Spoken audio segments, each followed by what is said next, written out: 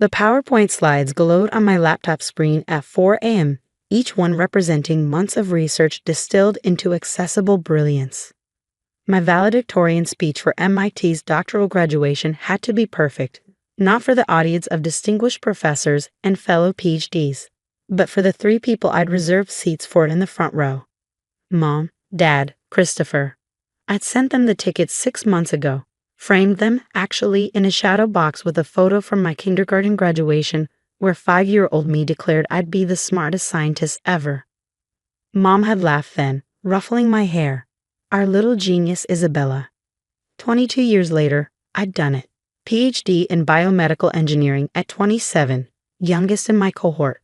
Published research on neural interfaces that could help paralyzed patients walk again. Job offers from companies that would make my student loans look like pocket change. And 3 front-row seats for the family who'd miss every milestone along the way. Too far to drive for a master's defense, they'd said about my MS graduation. Christopher has a baseball game, they'd explained when I won the National Science Foundation Award. Money's tight when I presented at the International Biomedical Conference in Boston, 2 hours from their house. But this was different. This was the big one, the culmination of everything. My phone buzzed. Christopher. Hey sis, crazy news. I'm proposing to Amber tomorrow. Mom's throwing a surprise party after. You'll be done with your thing by 3, right? Party starts at 4. I stared at the text. My graduation started at 2 p.m. Even if I skipped the reception, raced to my car in my doctoral robes, and broke every speed limit between Cambridge and Hartford. Chris, my ceremony goes until at least 4. The reception after is important for networking. But it's my engagement. Don't be selfish. Selfish. The word hit like a slap. Selfish was spending my 20s in Lads while they vacationed. Selfish was missing Christmas 3 years running because I was running critical experiments. Selfish was choosing groundbreaking research over family gatherings where they'd ask when I'd find a nice man and settle down. I'll try, I typed, knowing I wouldn't. The morning of graduation, I did my own makeup in my tiny studio apartment, hands steady despite the storm in my chest. My doctoral hood, MIT red and gray, lay on the bed like armor. I'd earned every thread of it. 11 a.m., honey, small hiccup. Amber's family can only do the party at 2. We'll watch your graduation online. Dad set up the computer and everything. So proud. I stared at Mom's text until the words blurred. They weren't coming. Of course they weren't coming. I typed and deleted a dozen responses. Settled on, OK. The auditorium was packed, a sea of black robes and proud families.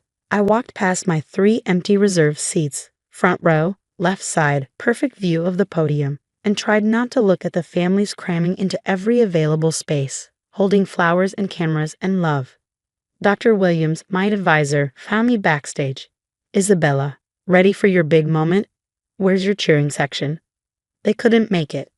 Her face fell. She'd met them exactly once, when they dropped me off freshman year, 9 years ago.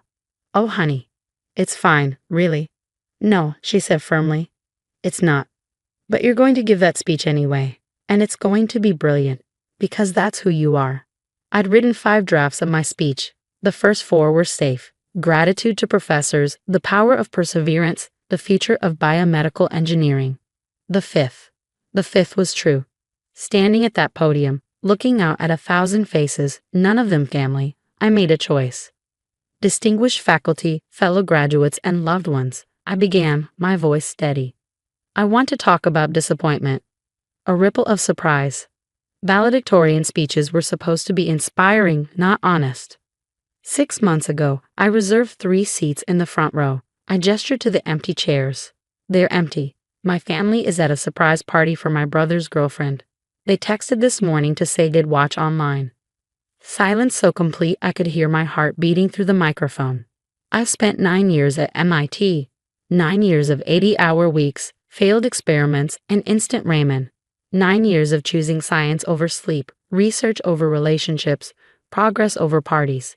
And in those 9 years, my family has attended exactly 0 of my academic achievements. Someone in the audience whispered. I pressed on. But here's what I learned. Disappointment is just data. It tells you what you can rely on and what you can't. Who shows up and who doesn't. what matters to others and what only matters to you. I found Dr. Williams in the crowd. She was crying. My research focuses on neural interfaces, teaching broken connections to work again. Ironically, I can engineer solutions for severed spinal cords, but not for severed relationships. Because the difference is this: spinal cords want to heal. Some families don't.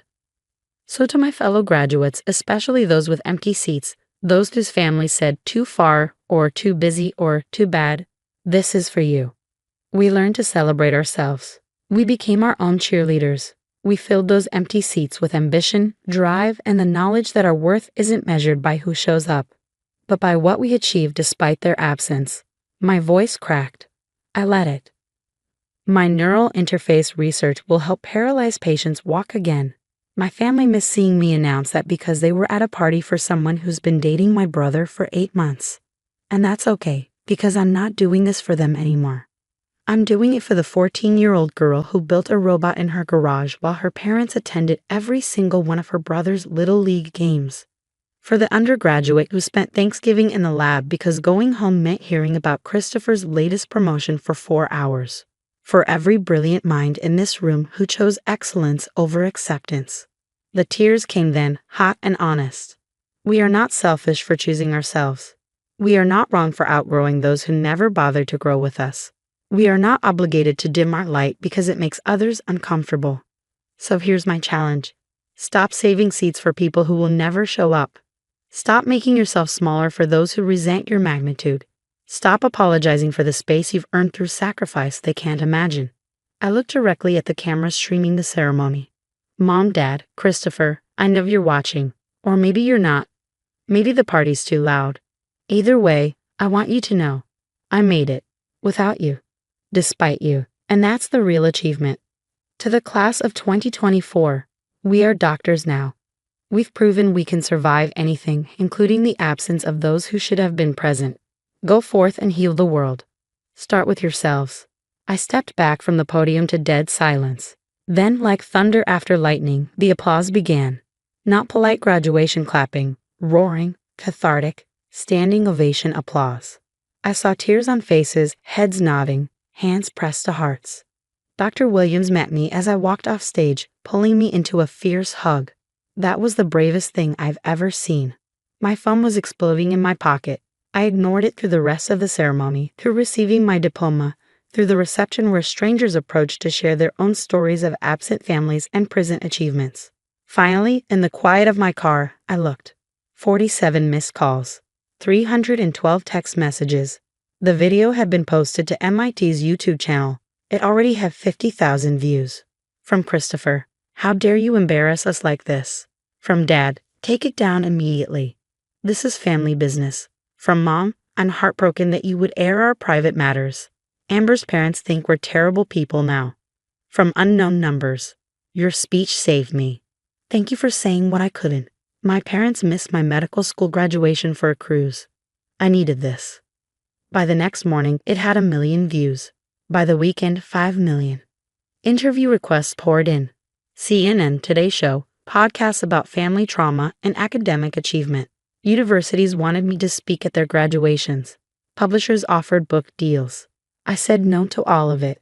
Instead, I started my job at Neuralink, diving into work that mattered. But I did do one interview, a written piece for the MIT Technology Review. They asked why the speech resonated. Because I wrote, we live in a culture that says family is everything, that blood is thicker than water, that you should forgive anything because they're family. But what about those of us whose families consistently choose everything else? Whose achievements are asterisks in the margins of a sibling's life? We need to hear that it's okay to succeed without their support. That empty seats don't diminish full hearts. 6 months later, Mom called. First time since graduation. Isabella, Aunt Martha has cancer. The family's doing a fundraiser. I'm sorry to hear that. I'll send a donation. We need more than money. We need you to come speak. You're famous now. It would really help. No. But family. Wasn't important enough to attend my PhD graduation, but is important enough when you need my newfound platform. Silence. That's not fair. Neither were the empty seats. I hung up and went back to my lab, where electrodes and algorithms waited, where paralyzed rats were learning to walk again through the interfaces I'd designed, where my worth was measured in progress, not promises. The speech still circulates online. Every graduation season, it goes viral again. Parents email me, ashamed, saying it made them rethink their priorities. Students message me, grateful, saying it gave them permission to stop waiting for approval that would never come. But the three people it was really for, they never watched past the first minute. Christopher told me that at Thanksgiving, the first one I'd attended in 4 years, the last one I'd ever attend. "We turned it off when you started attacking us," he said over turkey I helped cook while they watched football. Amber was so upset. On her special day too. I laughed, actually laughed. It wasn't Amber's day, it was mine. The fact that you still can't see that is exactly why I gave that speech. They uninvited me from Christmas after that. Amber, now sister-in-law, made a Facebook post about toxic people who can't be happy for others. I spent Christmas in the lab, teaching silicon and gold to speak the language of neurons. My real family, the professors who mentored me, the lab mates who became lifelong friends, the patients whose lives our work would change, they understood. The PhD hangs in my office now, next to the printed email from a young woman in India, whose parents missed her engineering graduation for her brother's dance recital.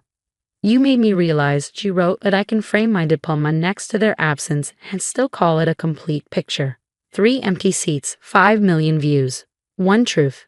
Sometimes the best families are the ones we build from the strangers who show up, not the relatives who don't.